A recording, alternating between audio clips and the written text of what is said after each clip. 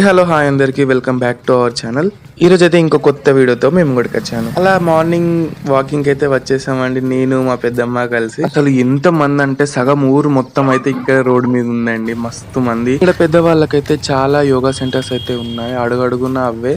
అలాగే చిన్న పిల్లలకి కూడా ఇక్కడ కరాటే క్లాసెస్ అయితే ఉన్నాయి.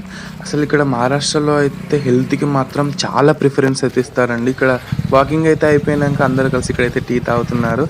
మేమైతే ఇంటికి వచ్చేసినాం.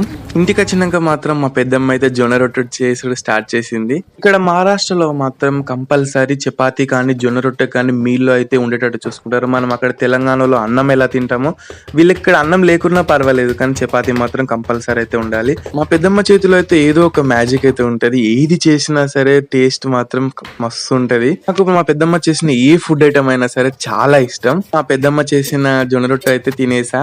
ఈ వీడియో మీకు ఎలా అనిపించింది, నచ్చిందా? నచ్చితే లైక్ చేయండి.